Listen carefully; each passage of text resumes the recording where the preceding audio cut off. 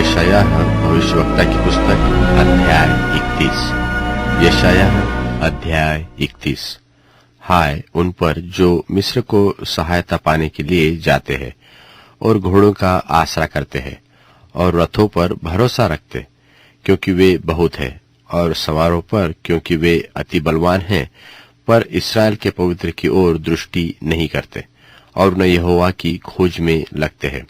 परंतु वह भी तो बुद्धिमान है और दुख देगा और अपने वचन न टालेगा।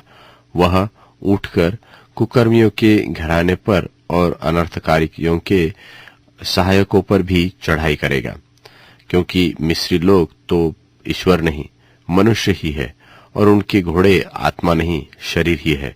और जब यहोवा हाथ बढ़ाएगा तब सहायता करने वाले और सहायता चाहने वाले दोनों ठोकर खाकर गिरेंगे और वे सब के सब एक संग नष्ट हो जाएंगे। फिर यहोवा ने मुझसे यूं कहा है कि जिस प्रकार सिंह व जवान सिंह अपने अहेर पर गुर्राता हो और चाहे चरवाहे इकट्ठे होकर उसके विरुद्ध बड़ी भीड़ लगाए तो भी वह उनके बोल से न घबराए और न उनके कोलाहल के कारण दबेगा, उसी प्रकार सेनाओं का यहोवा सिय्योन पर्वत और यरूशलेम की पहाड़ी पर युद्ध करने को उतरेगा।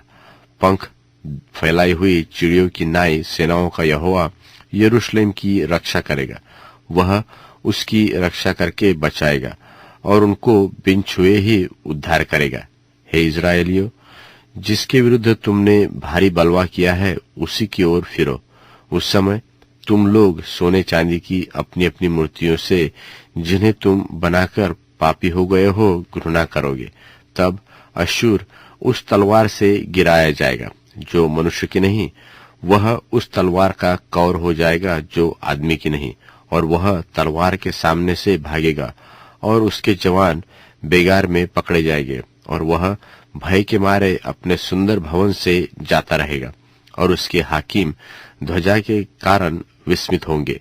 यहोवा जिसकी अग्नि सिय्योन में और जिसका भट्टा यरूशलेम में है, उसी की यह वाणी है।